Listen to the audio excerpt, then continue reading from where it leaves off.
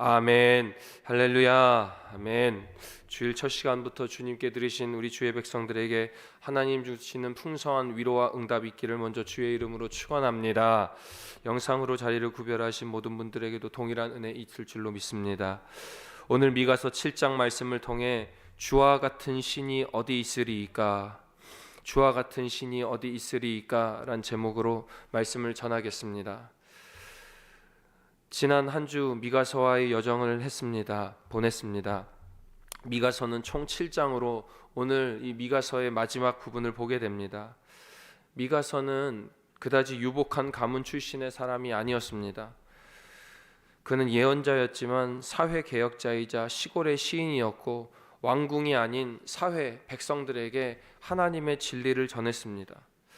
미가가 전한 이 진리의 목적은 하나님을 믿는 신앙은 개인의 거룩함을 회복할 뿐만이 아니라 그 개인의 거룩함을 회복한 자들이 모여 반드시 사회의 정의가 하나님으로 말미암아 회복될 것이라는 믿음이 이 미가서에게 있었습니다.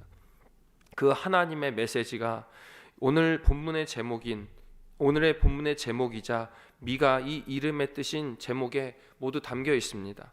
주와 같은 신 어디 있으리이까? 주와가 붙은 분 어디 있습니까? 라는 이 강조 감탄 앞에 여러 의미가 담겨 있지 않습니까? 죄 지은 우리에게 심판을 통과하여 긍휼을 베풀어 주시는 그 주님 같은 분, 질투를 넘어 하나님만 바라보면 축복 주시고 사랑 주신다는 그 주님 같은 분이 어디 있느냐라는 미가의 이 사회와 죄를 향한 애통을 우리가 다 듣고 깨달아야 합니다. 그래야 그날이 오면, 끝날이 오면 우리가 주님과의 특별한 만남을 만나게 되는 줄로 믿습니다. 오늘 7장은 이제까지 전개되었던 이 이스라엘의 범죄, 심판, 미래의 소망, 또 남은 자들의 이 구원에 대해서 종합적으로 정리한 부분이 오늘 이 미가서 7장의 말씀입니다.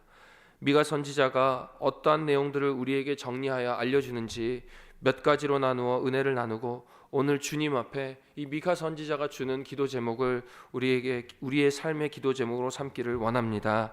첫째로, 경건하고 정직한 자가 끊어진 세상은 재앙입니다. 경건하고 정직한 자가 끊어진 세상은 재앙입니다. 오늘 본문 1절에서 6절까지는 타락한 이스라엘의 모습을 보여주는데 먼저 2절입니다. 경건한 자가 세상에서 끊어졌고 정직한 자가 사람들 가운데 없도다. 어제 6장 말씀의 후반부에서 이스라엘 백성들의 삶의 구체적인 죄를 열거하였는데 이러한 삶의 모습이 질비한 사회는 어떻게 되느냐? 죄가 질비한 사회에는 경건한 자, 정직한 자가 없다고 선언하고 있는 것입니다. 그러면서 이러한 의인의 모습을 무화과 나무와 포도송이에 비유하는데 오늘 말씀 1절로 옵니다. 1절에 나는 여름 과일을 딴 후와 포도를 거둔 후 같아서 먹을 포도송이가 없으며 내 마음에 사모하는 처음 익은 무화과 나무가 없도다. 여기에서 나는 이스라엘 백성들을 의미합니다. 그러니까 이 이스라엘 백성들이 여름 과일을 딴 후 같다. 먹을 포도송이 처음 익은 무화과가 아무것도 없다라고 이 미가 선지자가 이야기하고 있는 건데, 당시 이 포도나무와 무화과 나무는 이 이스라엘 백성들이 지내고 있는 그 팔레스틴 근동 광야에 아주 익숙하게 구할 수 있는 열매들이었습니다. 이 무화과 나무는 6월에, 포도나무는 8월에 수확하니까 오늘의 이 말씀은 여름이 지난 후에, 즉 여름이 지난 후에 이 익숙한 나무들 열매들을 다 거둔 후에 아무것도 없듯이 이 포도나무 열매, 무화과 나무 열매와 같이 정직한 자, 경건한 자가 타락한 백성들 사이에 찾을 수가 없다라고 미가 선지자 애통하게 얘기하고 있는 것입니다. 그들의 부패함이 오늘 말씀 3절, 4절에 계속됩니다. 3절에 그 지도자와 재판관은 뇌물을 구하며 권세자는 자기의 마음을 욕심을 말하며 그들이 서로 한 마음으로 결합하니, 4절에 그들의 가장 선한 자도 가시 같고 정직한 자도 찔레의 울타리보다 더하도다.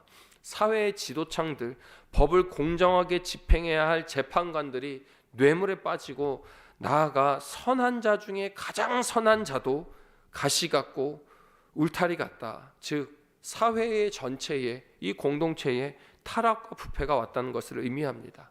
그 결과 어떻게 되느냐? 5절입니다. 너희는 이웃을 믿지 말며 친구를 의지하지 말며 내 품에 누운 여인이라도 내 입의 문을 지킬지어다. 사람 믿지 말라는 겁니다. 재앙이 이 땅 가운데 오고 경건한 자와 정직한 자가 오고 나니까 사람을 믿을 수가 없는데 이웃도 친구도 내 품에 누운 여인 그 아내까지도 믿을 수가 없게 된다는 겁니다. 그 정도로 정직과 신뢰가 다 무너져서 부패한 사회가 이 이스라엘 백성들에게 도래했는데 사도 바울 역시 비슷한 이야기를 합니다. 로마서 3장 10절에서 12절까지 의인은 없으되 하나도 없으며 깨닫는 자도 없고 하나님을 찾는 자도 없고 다 치우쳐 함께 무익하게 되고 선을 행하는 자가 하나도 없도다. 이 모든 것을 총칭하는 시대적 표현을 이 미카는 1절에서 시작하고 있는데 1절 제 앞에 재앙이로다 라고 말하고 있는 것입니다. 재앙이랍니다. 사랑하시는 여러분, 경건한 자가 없고 정직한 자가 없어서 사람을 믿을 수 없는 이 시대를 가리켜 재앙이라고 미카 선지자는 우리에게 경고하고 있습니다. 시대에 선함이 없고 정직함이 없다면 살 수가 있겠습니까? 그것 자체로 재앙입니다. 아무도 선을 지키지 않고 거짓말만 해대면 불신밖에 남지 않습니다. 모두가 자기를 보호하고 자기 위주로만 살아가게 될 것입니다.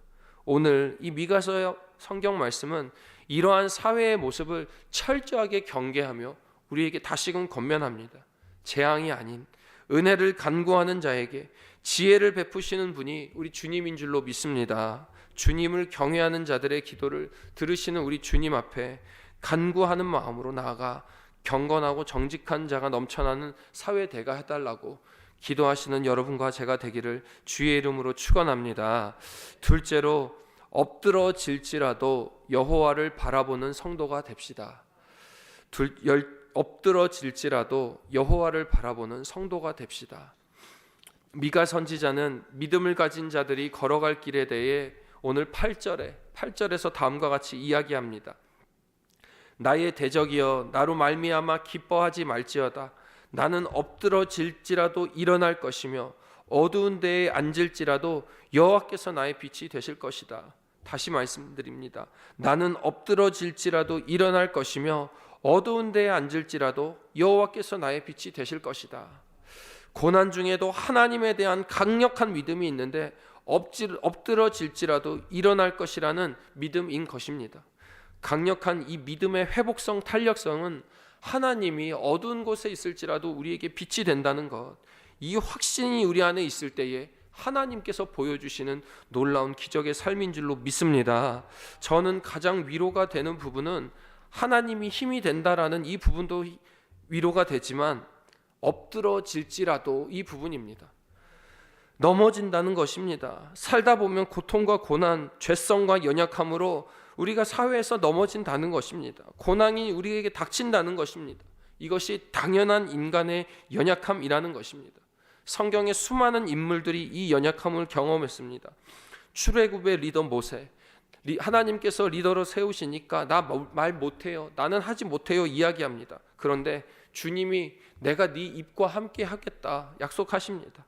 여호수아 가나안 땅을 앞두고 두려워합니다. 그러니까 내가 내게 명령까지 해가면서 강하고 담대하라 약속해 주시더라 이겁니다. 베드로 물 위를 걷게 하소서에서 걷는데 주님이 내니 안심하리라 두려워하지 말라까지라도 말씀하시는데 바람 한번 다시 훅 부니까 두려워 바다에 빠지고 납니다. 베드로 하면 또 뭐니 해도 배신 베드로 아닙니까? 그러나 부하로 다시금 예수 그리스도께서 찾아가셨을 때에 네가 나를 사랑하느냐, 네가 나를 사랑하느냐 얘기했을 때에 아멘, 내가 주님을 사랑하는 줄 주님이 아시나라는 그 믿음의 고백과 함께 그 인생 전부를 드린 베드로 아닙니까? 굳건한 그 믿음 지키고 있으니까 연약함 중에서도 사랑과 사명으로 회복시켜 주시더라 이겁니다. 이것이 오늘 미카 선지자가 우리 삶 가운데 이야기하고 있는 엎드러질지라도 일어날 것이요 어두운 데에 앉을지라도 여호와께서 나의 빛이 되실 것이다 라는 하나님의 인도하심인 줄로 믿습니다. 사랑하시는 여러분, 하나님 붙잡고 엎드러지셨다면 이제는 빛 대신 주님 붙잡고 일어나게 되실 줄로 믿습니다. 그것이 믿는 자에게 능치 못함 없으심을 체험하는 믿는 자의 삶이요, 여러분과 제가 걸어가는 하나님과 동행하는 삶이 될 줄로 믿습니다. 끝으로 주와 같은 신이 어디 있으리이까를 날마다 고백해야 합니다. 주와 같은 신이 어디 있으리이까. 오늘 말씀 18절 보니까 미가는 자신의 이 글에서 마지막 찬송을 주님 앞에 올려드리는데 18절 앞입니다. 주와 같은 신이 어디 있으리이까. 오직 하나님만이 유일하신 분임을 그 약속을 지키시며 나의 삶의 모든 연약한 죄를 사하시는 분임을 표현하고 있습니다. 특히 20절 가면 옛적에라는 표현을 써가며 과거 하나님께서 이 이스라엘 백성들과 맺은 언약을 다시금 기억하게 하시며 이 절박한 상황 속에서도 하나님 반드시 그 신실하신 약속 지켜가실 것이다 라고 그 확신을 미가는 고백하고 있는 것입니다. 사랑하시는 여러분, 우리에게 우리와의 관계에 이러한 믿음의 확신이 필요합니다. 주와 같은 분 없습니다. 우리가 선택한 것이 아니라 우리를 선택하여 주신 그 하나님, 나를 사랑하사 나를 위하여 자기의 아들을 내어주신 그 구속사적 역사, 그리고 그 거룩한 길을 구별하여 우리가 걸어갈 때에 하나님 쪽에서 주시는 그 평강과 축복이 우리에게 약속되어져 있다는 그 믿음, 확신, 그리고 그 믿음과 확신 가지며 걸어갈 때에 우리의 삶이, 우리의 매일의 삶이 하나님과 동행하는 주와 같은 분 어디 있으리까의 고백이 넘쳐나는 삶 될 줄로 믿습니다. 오늘 주일 그 하나님을 경배하며 승리와 확신의 찬송을 올려드리는 여러분과 제가 되기를 주의 이름으로 축원합니다. 기도합니다. 자비하신 하나님 아버지, 경건한 자가 사라진 재앙과도 같은 세상 되지 않게 하시고 의인 10명 찾으시는 그 주님 앞에 우리가 먼저 아멘으로 순종하게 하여 주시옵소서. 엎드러질지라도 그 빛 되신 주님 바라보게 하시며 반드시 이길 것이라는 확신의 믿음으로 굳건케 하여 주시옵소서. 그래서 주와 같은 분 어디 있으리이까 감사 고백 올려드리는 우리 믿음의 주의 백성들 다 되게 하여 주시옵소서. 주일입니다. 영광의 예배 기뻐 받아주시고 말씀 전하시는 목사님 성령 충만하게 하여 주시옵소서. 예물 드리오니 기쁘게 받아주시고 하나님께서 영광 받으실 일로 우리 삶에 가득 채워 주시옵소서. 예수님의 이름으로 기도하옵나이다. 아멘.